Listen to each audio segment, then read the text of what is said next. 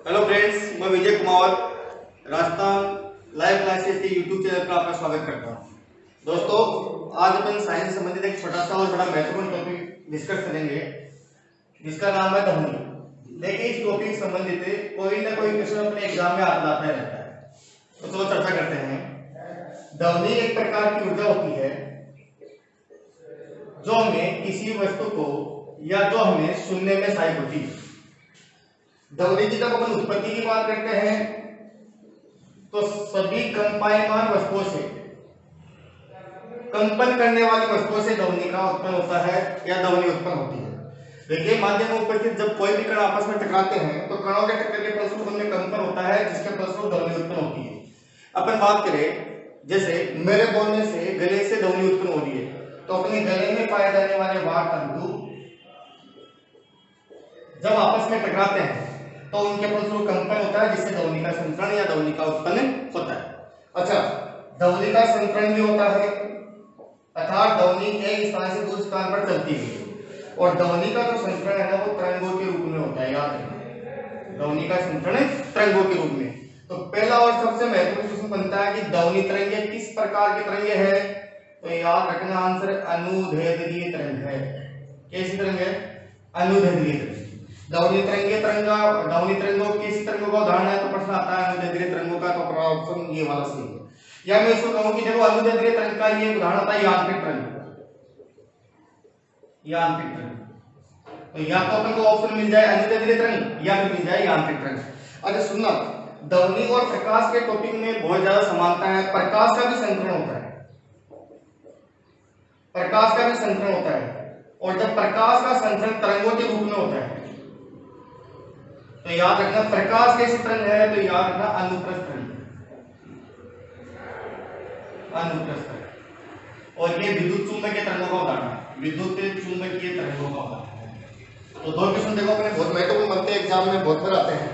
ध्वनि तरंग किस प्रकार की तरंग है? अनुदैर्ध्य तरंग। प्रकाश कैसी तरंग है? अनुप्रस्थ तरंग। चलो बात को आगे बढ़ाते हैं।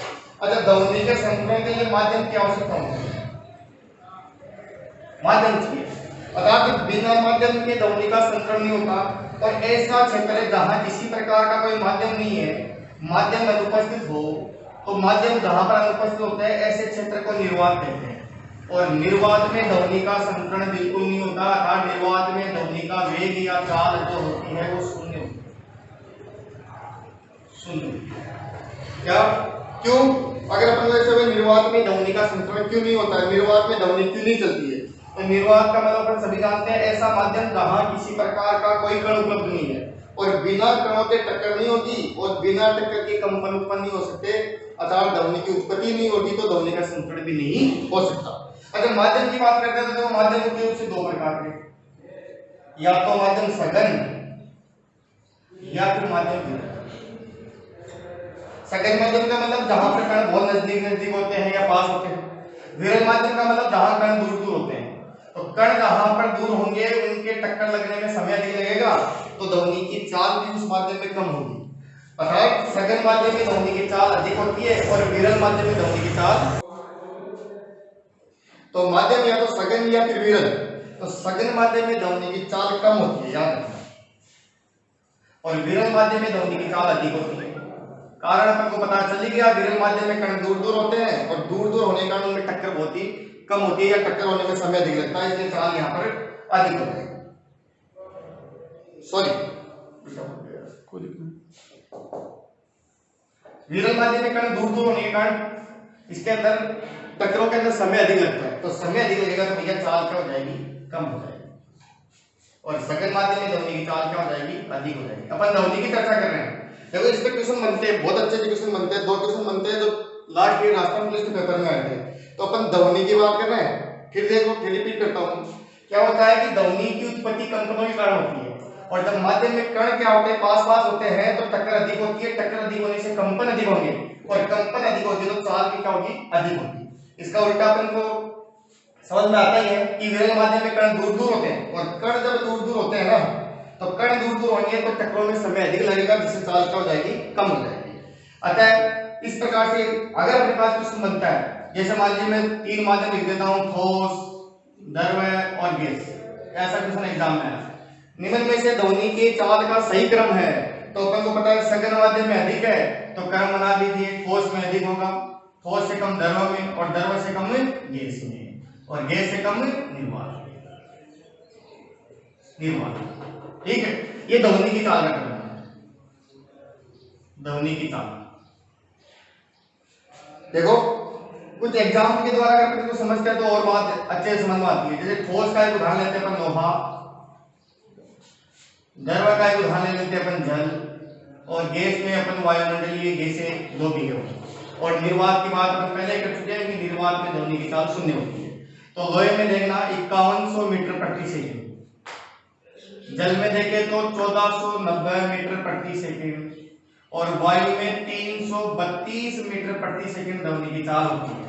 तो इसे स्पष्ट है कि ठोस में ध्वनि की चाल अधिक, द्रव में उससे कम, गैस में उससे कम, और निर्वात के अंदर ध्वनि की चाल सबसे कम होती है, अर्थात यहाँ पर शून्य होती है। लेकिन अभी अपन बात कर रहे थे कि ध्वनि और प्रकाश में कुछ विषयों एक दूसरे से संबंधित है। जैसे अभी अपन ने यहाँ पर देखा सेम चाल में भी इसका उल्टा हो जाएगा।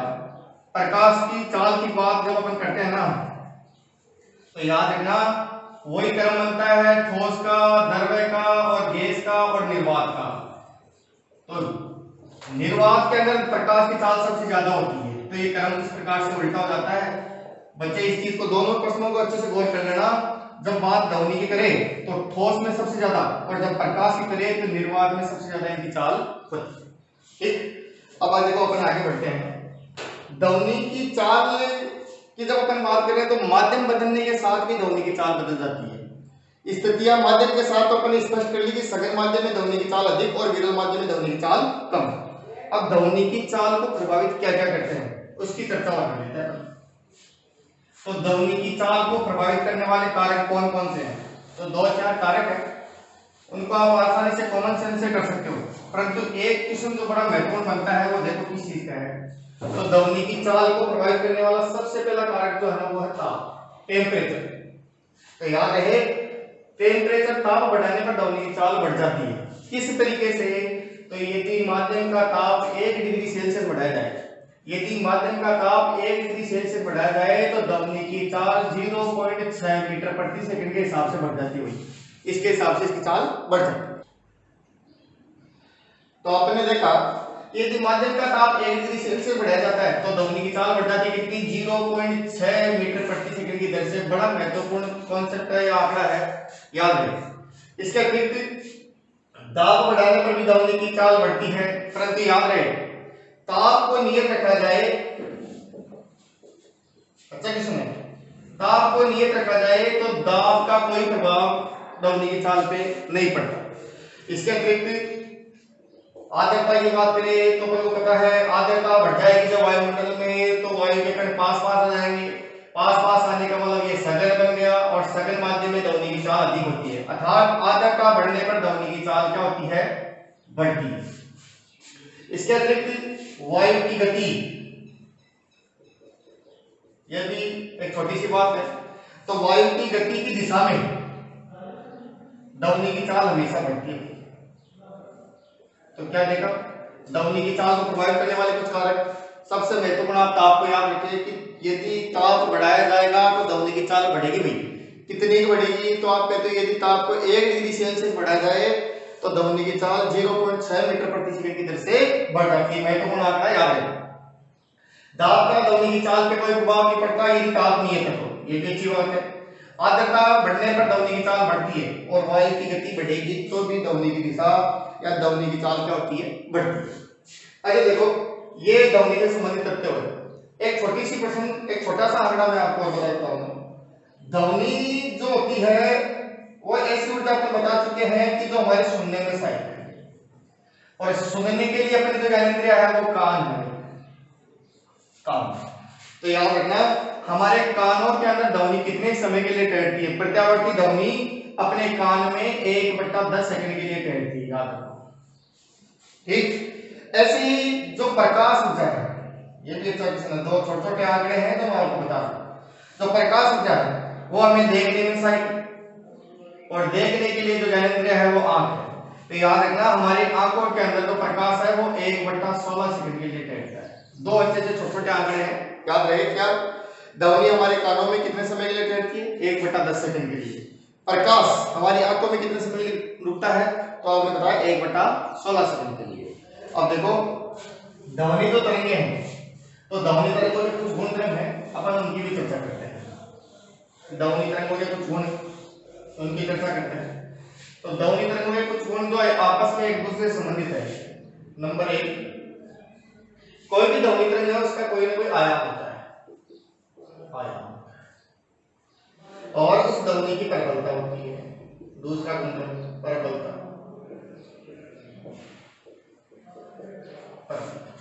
तो सबसे पहले पर आयाम को देखते हैं, फिर प्रबलता को देखते हैं। दोनों एक दूसरे किस तरीके से संबंधित है, ये भी अच्छा क्वेश्चन बनता है, इसकी भी चर्चा करेंगे। तो देखिए अपन पहले पढ़ चुके हैं कि ध्वनि के लिए माध्यम उपस्थित कणों के मध्य टक्कर होती है ध्वनि उत्पन्न होने के लिए, क्योंकि कंपन उत्पन्न होना चाहिए और कंपनों के लिए टक्कर। अच्छा, टक्कर के फलस्वरूप कण अपनी जगह से विस्थापित हो सकते हैं और ये विस्थापन ही उसका आयाम कहलाता है। तो अब इसकी परिभाषा की चर्चा करें तो परिभाषा देखो, सटीक परिभाषा किसी तरीके से कणों का अपनी मध्यमान स्थिति से अधिकतम विस्थापन उसका आयाम कहलाता है। कणों का अपनी मध्यमान स्थिति से उनका अधिकतम विस्थापन क्या कहलाता है? आयाम कहलाता है। अच्छा, अब जिस ध्वनि का आयाम अधिक होगा वो ध्वनि उतनी ही प्रबल होगी। तो आयाम और प्रबलता एक दूसरे से संबंधित है। आप बता रहे हो कि आयाम बढ़ेगा तो प्रबलता भी बढ़ेगी, और ऐसी दो भौतिक राशियां जो इसके एक के बढ़ने पर दूसरी बढ़ती है, एक के घटने पर दूसरी घटती है, उनमें जो संबंध होता है वो समानुपाती का होता है, अर्थात प्रबलता आयाम के समानुपाती होती है। इस प्रकार से अगर क्वेश्चन बनता है कि प्रबलता और आयाम में संबंध है, तो अपने ऑप्शन में इस प्रकार से कि प्रबलता आयाम के समानुपाती, प्रबलता आयाम के बराबर, प्रबलता आयाम के व्युत्क्रमानुपाती और प्रबलता आयाम के वर्ग के समानुपाती होती है। तो जो इस प्रकार से अपने को ऑप्शन मिलता है वो इसका राइट आंसर है कि प्रबलता और आयाम में क्या संबंध है? तो प्रबलता और आयाम एक दूसरे के समानुपाती है, परंतु आयाम के वर्ग के समानुपाती है। जैसे मान लीजिए इस प्रकार से क्वेश्चन बना लिया इस कॉन्सेप्ट से कि यदि किसी ध्वनि की प्रबलता को 2 गुना कर दिया जाए तो उसका आयाम, तो समानुपाती का मतलब जितना ये बढ़ रहा है उतना ये बढ़ेगा, परंतु इसका वर्ग, तो 2 का वर्ग कितना हो जाएगा? 4। तो अगर ये 2 गुना हो रहा है तो ये कितना गुना हो जाएगा? 4 गुना। अगर इसको प्रबलता को 3 गुना कर दिया जाए तो 3 का वर्ग 9 गुना हो जाएगा। कौन? उसके ध्वनि का आयाम। ठीक है, इस प्रकार से कॉन्सेप्ट से क्वेश्चन आते हैं तो अपन को इस प्रकार से करना है। तो प्रबलता आयाम के वर्ग की क्या होती है? समानुपाती। अच्छा देखो, प्रबलता को मापा भी जा सकता है और मापने के लिए तो मात्रक चाहिए। तो मात्रक क्या होता है? तो प्रश्न बनता है प्रबलता का मात्रक होता है, प्रबलता का मात्रक होता है। तो याद रखना प्रबलता का मात्रक होता है डेसिबल। डेसिबल को व्यक्त करने के लिए डी छोटा और बी बड़ा इस प्रकार का सिग्नल का उपयोग करेंगे। प्रबलता का मात्रक होता है डेसिबल। अच्छा, बड़ा मात्रक भी होता है, अन्य मात्रक और भी चलता है, उसको बेल कहते हैं। तो बेल भी प्रबलता का ही मात्रक है, डेसिबल भी प्रबलता का ही मात्रक है। तो दोनों में संबंध क्या? तो संबंध यह है कि भैया 1 बेल बराबर 10 डेसिबल, 10 डीबी, अर्थात बेल जो है ना वो डेसिबल की तुलना में 10 गुना बड़ा होता है। इतना बड़ा मात्रक है, 10 गुना बड़ा मात्रक है। ठीक है, अब यहाँ से संबंधित कुछ छोटे छोटे आंकड़े अपने एग्जाम में आ जाते हैं। जैसे मान लीजिए अपन श्वसन की क्रिया करते हैं तो श्वसन के दौरान कितनी ऊर्जा उत्पन्न होती है, या मैं कहूँ कि कितनी प्रबलता की ध्वनि, कितनी डेसिबल की ध्वनि होती है, तो लगभग 10 डेसिबल की समझिए। ऐसे ही मैं अपन कहूँ कि अपनी बातचीत में कितनी डेसिबल, तो बातचीत के अंदर अपन सामान्य तौर पर बातचीत कर रहे हैं, एक दूसरे से बतिया रहे हैं, तो ये 50 से 60 डेसिबल।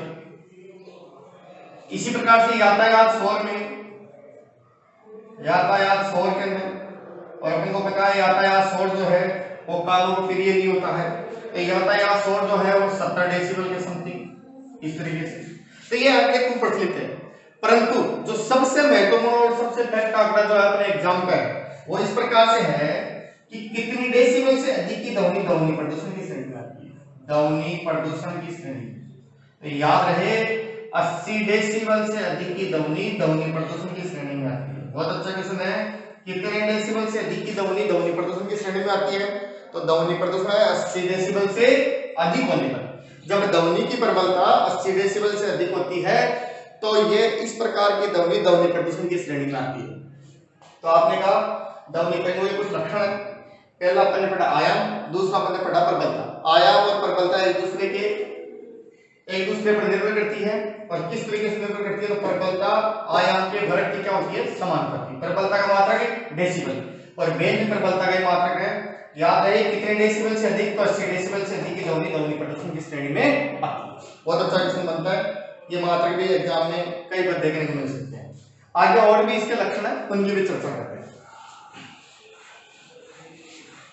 देखिए आयाम हो गया, प्रबलता हो गई, इसी प्रकार से ध्वनि का एक गुणधर्म और होता है आवृत्ति। आवृत्ति, ठीक है भाई। अब देखो आवृत्ति शब्द का मतलब ही होता है किसी चीज का बार बार रिपीटेशन। जब कोई चीज बार बार रिपीट होती है, उसकी पुनरावृत्ति होती है, तो उस शब्द को अपन आवृत्ति के रूप में देखते हैं। ध्वनि से संबंधित यहाँ किस चीज की पुनरावृत्ति होती है? तो यहाँ पर जो पुनरावृत्ति होती है वो कणों के मध्य होने वाले टकरों की या कंपनों की अपन बात करें तो उस चीज की पुनरावृत्ति होती है। और उसमें कितना समय लगता है, उन दोनों का अनुपात ही ध्वनि के लिए आवृत्ति कहलाता है। तो आवृत्ति बराबर हो गया, देखो, कंपनों की संख्या बटा लगा समय ध्वनि की आवृत्ति कहलाती है।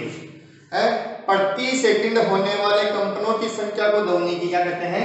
आवृत्ति कहते हैं। अब इसको मापा जा सकता है, तो मापने के लिए अपन को इसका भी मात्रक चाहिए। अपन को पता है संख्या का कोई मात्रक नहीं होता है, समय का मात्रक सेकंड होता है, तो आवृत्ति का मात्रक सेकंड इनवर्स हो जाएगा इस तरीके से। यह इसका सीधा तो मात्रक है, वो हर्ट्ज, जिसको Hz से व्यक्त किया जाता है। किससे व्यक्त किया जाता है? Hz से। तो आवृत्ति का मात्रक हर्ट्ज, Hz से व्यक्त किया जाता है। देखो एक बड़ा मात्रक और भी है जिसको अपन किलोहर्ट्ज कह सकते हैं। किलो लगते ही 1000 गुना अधिक, किलो लगते ही 1000 गुना अधिक हो जाता है।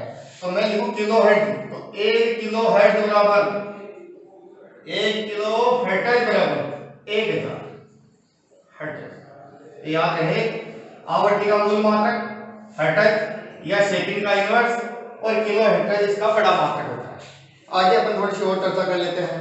इसका एक इसी प्रकार से एक अन्य गुणधर्म जो है वो होता है तारतम्य, पिंच जिसको कहते हैं तारतम्य।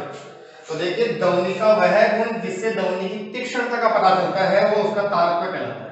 और याद रहे जिस ध्वनि की आवृत्ति अधिक होती है उसका तारतम्य अधिक होता है। तो अभी अपन ने देखा कि प्रबलता और आयाम एक दूसरे पर निर्भर करते हैं, वैसे ही आवृत्ति और तारतम्य भी एक दूसरे पर निर्भर करते हैं।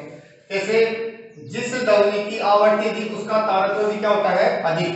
आवृत्ति अधिक होगी तो उसका तारतम्य भी अधिक होगा, ज्यादा होने पर ये भी अधिक होगा। जैसे अर्थात जिसकी आवृत्ति अधिक होगी वह ध्वनि उतनी तीक्ष्ण होगी, तीखी होगी, कहने का मतलब। जैसे अपन चर्चा करें कि यदि एक बच्चे की और एक वयस्क की किसकी ध्वनि की आवृत्ति अधिक है, तो कौन सी ध्वनि अधिक तीक्ष्ण है उसकी आवृत्ति भी अधिक है। तो अपन को पता है बच्चे की ध्वनि जो है उसकी आवृत्ति अधिक है, अर्थात उसका तारतम्य भी अधिक है। तो बच्चे की ध्वनि का तारतम्य क्या होगा?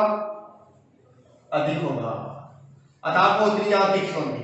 और वयस्क का तारतम्य इसकी तुलना में क्या हो जाएगा? कम हो जाएगा। ऐसे ही अपन और उदाहरण की चर्चा कर ले। जैसे मान लीजिए एक शेर की दहाड़ और मच्छर का भिनभिनाहट, बताओ। देखिए मच्छर की भिनभिनाहट किसकी आवृत्ति अधिक या किसका तारतम्य अधिक? तो ध्यान रखना मच्छर की भिनभिनाहट अधिक तीक्ष्ण होती है, अधिक तीक्ष्ण है तो उसकी आवृत्ति अधिक, उसका तारतम्य अधिक। तो मच्छर की भिनभिनाहट की तारतम्य क्या होगा? अधिक होगा। और इसी प्रकार से शेर की दहाड़ का जो तारतम्य है वो मच्छर की भिनभिनाहट की तुलना में क्या होगा? कम होगा। तो अपन ने क्या पढ़ा? अपन ने देखा ध्वनि तरंगों के अभिलक्षण। तो ध्वनि तरंगों के कितने विलक्षण बताए अपन ने? 4 विलक्षण कौन कौन से बताया आपने? हाँ, तो देखो ध्वनि तरंगों के लक्षण पढ़ने के पश्चात अपन आगे की इसकी चर्चा करते हैं। ध्वनि तरंगों के 4 लक्षण अपन ने पढ़े, कौन कौन से? एक तो इसका आयाम, एक इसकी प्रबलता,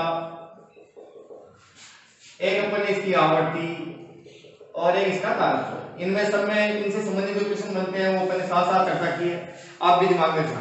अरे सुनो, एक क्वेश्चन बहुत अच्छा है, आवर्ती से संबंधित एक क्वेश्चन आता है, वो किस तरीके से आता है याद रख लेना।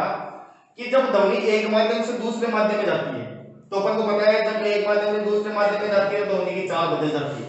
ठीक, ध्वनि के तरंग दैर्ध्य भी बदल जाता है, ये बदल जाते हैं, कई गुणधर्म इसके बदल जाते हैं। परंतु प्रश्न इस प्रकार से बनता है कि जब ध्वनि तरंग एक माध्यम से दूसरे माध्यम में जाती है तो उसका कौन सा गुणधर्म अपरिवर्तित रहता है। बहुत अच्छा क्वेश्चन है, याद कर लेना इस क्वेश्चन को कि जब ध्वनि तरंग एक माध्यम से दूसरे माध्यम में जाती है तो उसका कौन सा गुणधर्म अपरिवर्तित रहता है। तो याद रखना आवर्ती। आवर्ती ऐसा गुणधर्म है जो माध्यम बदलने पर ध्वनि का गुणधर्म बदलता नहीं है। बहुत अच्छा क्वेश्चन है। अच्छा सुनो, एक बार आवर्ती बदलने से संबंधित एक नियम भी चलता है इसका। सीधा क्वेश्चन अपने इस प्रकार से आ जाता है कि डॉपलर प्रभाव किससे संबंधित है।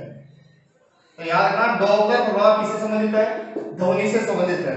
और ये डॉपलर प्रभाव है क्या, तो इसको अपन इस प्रकार से समझ सकते हैं। देखो कि यदि कोई ध्वनि उत्पन्न करने वाला स्रोत है जिससे ध्वनि उत्पन्न हो रही है और कोई श्रोता है जो ध्वनि को सुन रहा है, उन दोनों के बीच में यदि गतिशील है, वो दोनों गतिशील है, तो उसकी आवृत्ति भी बदल जाती है। याद रखना। अभी अपन क्या कह रहे थे कि जब ध्वनि एक माध्यम से दूसरे माध्यम में जाती है तो उसके लगभग गुणधर्म बदल जाते हैं, परंतु आवर्ती वाला गुणधर्म अपरिवर्तित होता है। डॉपलर प्रभाव क्या कहता है कि जब कोई ध्वनि उत्पन्न करने वाला स्रोत और ध्वनि को सुनने वाला श्रोता, जैसे कोई ट्रेन की स्थिति को अपन सुन पा रहे हैं, यदि अपन दोनों गतिशील है, ट्रेन चल रही है, तो उसकी जो आवृत्ति है ना वो भी बदल जाती है, आवृत्ति भी परिवर्तित हो जाती है। इसे ही डॉपलर प्रभाव कहते हैं। तो अपने तो सीधा क्वेश्चन किस तरीके से आता है, तो डायरेक्ट क्वेश्चन इस प्रकार से आता है, डॉपलर प्रभाव संबंधित है। तो याद रखना किससे संबंधित है, ध्वनि से। अच्छा, माध्यम बदलने के साथ साथ ध्वनि का कौन सा गुण परिवर्तित रहता है, तो ध्वनि की क्या अपरिवर्तित रहती है, आवृत्ति। तो देखो आवर्ती ध्वनि का बहुत महत्वपूर्ण गुणधर्म है और इस आवर्ती के आधार पर अपन ध्वनि को अलग अलग प्रकार से बांट सकते हैं, अलग तरीके से इसको डिवाइड कर सकते हैं। किस तरीके से, तो आपने क्या कहा था कि ध्वनि का जो गुणधर्म होता है आवर्ती और इसका मात्रक आप बताते हो हर्ट्ज, तो इसके आधार पर अपन ध्वनि को इस प्रकार से बांट सकते हैं कि कितनी हर्ट्ज की ध्वनि को अपन सुन सकते हैं और कितने को नहीं सुन सकते। तो बहुत छोटी सी बात है, देखो अपन इसमें एक चार्ट के रूप में समझने की कोशिश करते हैं। अगर कोई ध्वनि से संबंधित कोई पहला क्वेश्चन बनता है तो ये समझ लीजिए इस चार्ट में से बनने की 100% संभावना बनती है। किस तरीके से, तो देखो ध्वनि के प्रकार देख लो, इस हर्ट्ज क्या है, इसको अपन दो तरीके से इस प्रकार से बांट सकते हैं। इसके टाइप प्रकार नाम से पता चल जाएगा अपन को, या तो ध्वनि सर्वे ध्वनि या फिर असर्वे।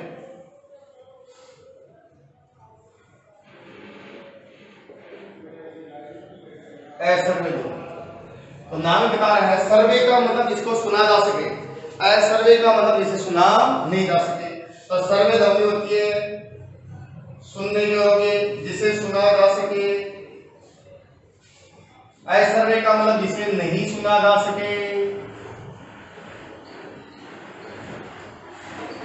जिसे।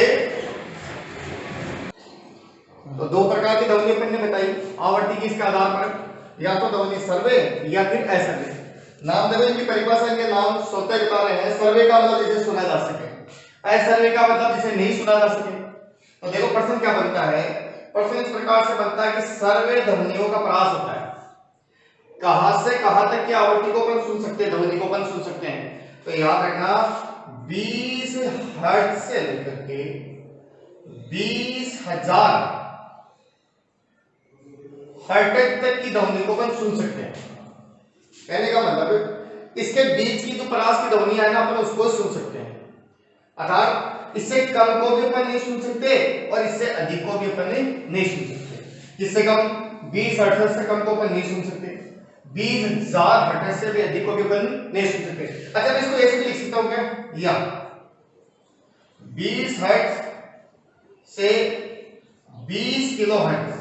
अभी अपन एक बात की थी कि 1 किलो हर्ट्ज बराबर 1000 हर्ट्ज होता है। तो अपन ने कहा कि 20 हर्ट्ज की से लेकर के 20 किलो हर्ट्ज तक की ध्वनि को ही अपन सुन सकते हैं, इससे कम को भी नहीं सुन सकते और इससे ज्यादा को भी नहीं सुन सकते।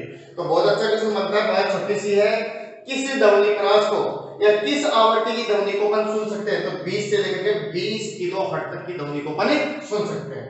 इससे कम को भी नहीं सुन सकते और इससे ज्यादा को भी नहीं सुन सकते। तो आपने क्या कहा, कम को भी नहीं सुन सकते और ज्यादा को भी नहीं सुन सकते। तो जिसको नहीं सुन सकते वो अश्रव्य होगा, और ये अश्रव्य ध्वनि दो प्रकार की होगी। एक ध्वनि जिसकी आवृत्ति 20 हर्ट्ज से कम, एक ध्वनि जिसकी आवृत्ति 20,000 हर्ट्ज से अधिक। तो इस ध्वनि को अपन नहीं सुन सकते, तो अपन इसको दो तरीके से बांट सकते हैं, अपसर्वे और परासर्वे। इंग्लिश में भी इनके शब्द प्रचलित है, इंफ्रासोनिक, परासर्वे को अल्ट्रासोनिक।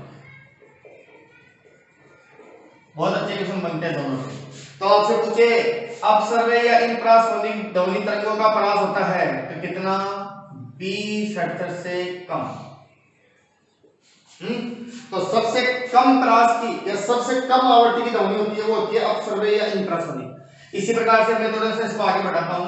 तो अभी आपने कहा कि 20,000 हर्ट्ज से अधिक की ध्वनियां, तो ये 20,000 हर्ट्ज से अधिक।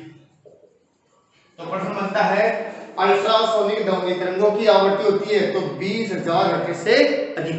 इसी प्रकार से इंफ्रासोनिक की आवृत्ति होती है तो 20 हर्ट्ज से कम।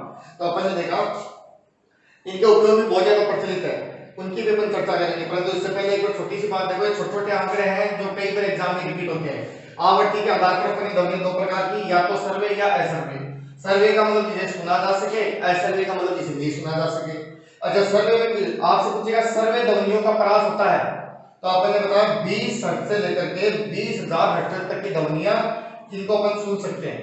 फिर आप बताते हो कि 20 हर्ट्ज से कम को भी नहीं सुन सकते और 20,000 हर्ट्ज से अधिक को भी नहीं सुन सकते। तो जो 20 हर्ट्ज से कम आवृत्ति की ध्वनि है वो अपसर्वे है, जिनका परास 20,000 हर्ट्ज से अधिक है वो परासर्वे या अल्ट्रासोनिक ध्वनि तरंगे कहलाती है। तो आपसे पूछेगा निम्न में से उच्च आवृत्ति की ध्वनि तरंगे जिसकी आवृत्ति सबसे ज्यादा है, सर्वे की, अपसर्वे की, परासर्वे की या उपरोक्त सभी की। तो आप बताओगे परासर्वे ध्वनि तरंगे वो ध्वनि तरंगे हैं जिनकी आवृत्ति सर्वाधिक होती है। इनको अपन सुन नहीं सकते, परंतु कुछ जीव ऐसे हैं जो इनको सुन सकते हैं, याद रखना। जैसे मैं आपको बताऊं, कुत्ता है, बिल्ली है, चमगादड़ है, ये कुछ ही जीव है जो फिक्स है, यही इनको सुन सकते हैं, अपन इन ध्वनि तरंगों को नहीं सुन सकते। अच्छा देखो, इनके भी मैं आपको एग्जांपल बताता हूं। जैसे भूकंप तरंगे किस तरंगे हैं, अपसर्वे तरंगे। जैसे हमारी हृदय धड़कन, हार्ट बीट, डायरेक्ट अपन इसको सुन नहीं सकते, सुनने के लिए अपन को एक यंत्र चाहिए जिसका नाम स्टेथोस्कोप है। तो हृदय धड़कन भी, हार्ट बीट भी। तो आपसे प्रश्न इस प्रकार से पूछ सकता है कि भूकंप तरंगों का परास होता है तो क्या बताओगे, 20 हर्ट्ज से कम। या हृदय धड़कनों का परास होता है, आवृत्ति होती है तो भी 20 हर्ट्ज से कम। और इन तरंगों को अपन सुन नहीं सकते, परंतु कुछ जीव ऐसे हैं जो इनको सुन सकते हैं, जैसे कुत्ता है, बिल्ली है, चमगादड़ है, एक मछली भी है, पोर्पोइज मछली, और कोई मछली, ये भी इसको सुन सकती है। तो कुछ ही जीव ऐसे हैं जो इनको सुन सकते हैं। परंतु अपने देखो क्वेश्चन इस प्रकार से भी आता है, इन परासर्वे जो अल्ट्रासोनिक तरंगे हैं ना, इनके उपयोग अपने एग्जाम में खूब प्रचलित है, बहुत ही अच्छे क्वेश्चन बनते हैं। वो क्या हो रहा है उनको देख लीजिए आप फटाफट एक बार, फिर ये टॉपिक लगभग कंप्लीट होने के प्रकार का है। तो देखना, अल्ट्रासोनिक के उपयोग ईसीजी में, सबको पता है ईसीजी बहुत बार आता है। ईसीजी किससे संबंधित है, हृदय से, हार्ट से, इलेक्ट्रोकार्डियोग्राफ। इसी प्रकार से यूसीजी में अल्ट्रासोनोग्राफी, सोनोग्राफी बताइए किस चीज से संबंधित है, पेट से, अपने उदर से संबंधित है? पेट की जो भी जांच होती है वो ईसीजी, हृदय संबंधी जो जांच है वो ईसीजी, दोनों के अंदर कितना उपयोग होता है, परासर्वे ध्वनि तरंगों का। और चिकित्सा के क्षेत्र में देखें तो पथरी वगैरह हो जाती है, स्टोन वगैरह हो जाते हैं, तो उनको तोड़ने में ईसीजी का उपयोग होता है, याद रखें। इसके अतिरिक्त अपन चर्चा करें तो ध्यान रखना, सर्पिलाकार, विषमाकार के पुर्जे हैं, उनकी साफ सफाई में इसका उपयोग होता है। और धातु के जो जितने पिंड है, बड़ी इमारतें हैं, उनके अंदर यदि कोई दरार आती है तो उन दरारों का पता भी इसके द्वारा लगाया जा सकता है। एक उपकरण चलता है, ये तो आप याद रखना, सोनार उपकरण। इन सोनार उपकरण के अंदर कौन से तरंगों का उपयोग होता है? पराश्रव्य या अल्ट्रासोनिक ध्वनि तरंगों का उपयोग होता है। सोनार पता है क्या होता है? सोनार एक ऐसा उपकरण है जो कि किसी समुद्र के अंदर, समुद्र के पिंड की या समुद्र के अंदर स्थित पिंड की दूरी, देखो क्या क्या मापते हैं। देखो समुद्र की गहराई को मापने वाला मीटर सबको पता है, फेथोमीटर, याद है ना, सबको पता है फेथोमीटर। परंतु समुद्र के अंदर स्थित पिंड की दूरी, दिशा और चाल, अच्छा क्वेश्चन है, रेट के एग्जाम में आया हुआ क्वेश्चन नहीं पड़ेगा कि सोनार किसको मापता है? तो समुद्र के अंदर स्थित पिंड की दूरी, दिशा और चाल को मापने वाला उपकरण सोनार। और इस सोनार के द्वारा अपन इनको मापते हैं। और सोनार जो है ना, इसके अंदर कौन से तरंगों का उपयोग होते हैं? अल्ट्रासोनिक ध्वनि तरंगों का उपयोग होता है। तो ये इसके अच्छे उपयोग है जो बहुत बड़े एग्जाम में आते हैं, जैसे ईसीजी है, यूसीजी है, फतवे वगैरह तोड़ने, धातु पिंडों की दरारों को पता लगाने के लिए सोनार के अंदर सर्पिलाकार विषमाकार के पुर्जों में इनकी साफ सफाई में इसका उपयोग होता है। तो इस प्रकार से अपन ने देखा कि आवृत्ति के आधार पर ध्वनि कितनी है। अच्छा, ध्वनि जो है ना, वो आप बता रहे हो कि ये तरंगे हैं, तो इन ध्वनि तरंगों का कुछ और गुण में इनका परावर्तन भी होता है, इनका अपवर्तन भी होता है। परावर्तन अपवर्तन की डिटेल अपन प्रकाश के अंदर और ज्यादा पढ़ेंगे, परंतु अपन बात करें परावर्तन की, अपवर्तन की, तो ध्वनि का भी परावर्तन होता है। परावर्तन का मतलब होता है किसी माध्यम से टकरा करके वापस लौट के आना, तो ध्वनि परावर्तित होती है। तो इससे समझ दो आंकड़े, दो लाइनें मैं आपको बताता हूं, तो बहुत महत्वपूर्ण है। एक बात तो ये कि परावर्तित ध्वनि को स्पष्ट सुनने के लिए जो परावर्तक सतह का मतलब जहां से ध्वनि टकरा करके आती है, और श्रोता जो सुन रहा है, उनके बीच में न्यूनतम कितनी दूरी होनी चाहिए? बहुत अच्छा क्वेश्चन है। क्या क्वेश्चन है? फिर सुनना। परावर्तक सतह और श्रोता के बीच में कितनी दूरी हो कि श्रोता उस परावर्तित ध्वनि को आसानी से सुन सके? तो याद रखना 17 मीटर की दूरी होने पर आसानी से उसको सुना जा सकता है। एक बात अपन पहले कह चुके हैं, कानों के द्वारा अपन सुनते हैं, तो अपने कानों के अंदर जो ध्वनि है वो कितने समय के लिए ठहरती है? तो ये भी याद रखना, 1/10 सेकंड के लिए ध्वनि अपने कानों में ठहरती है। अच्छा, दिन के समय, रात्रि के अंदर ध्वनि ज्यादा स्पष्ट सुनाई देती है, ये भी अच्छी लाइन है। वो उसका कारण है अपवर्तन। ये परावर्तन अपवर्तन की डिटेल अपन ज्यादा पढ़ेंगे प्रकाश वाले टॉपिक में। लगभग देखो इससे संबंधित जो टॉपिक से संबंधित क्वेश्चन है वो अपनी तरफ से कंप्लीट है। फिर भी यदि इस टॉपिक से संबंधित कोई क्वेश्चन रहता है, कोई बात आपको समझ में नहीं आई है, तो कमेंट बॉक्स में लिख करके जरूर बताइए, ताकि आपकी समस्या का समाधान हम आसानी से कर सकें। और प्लीज ज्यादा से ज्यादा बच्चों तक ये स्टडी मटेरियल पहुंच चुके, इसके लिए आप चैनल को जरूर लाइक और सब्सक्राइब जरूर कर दें। धन्यवाद, थैंक यू।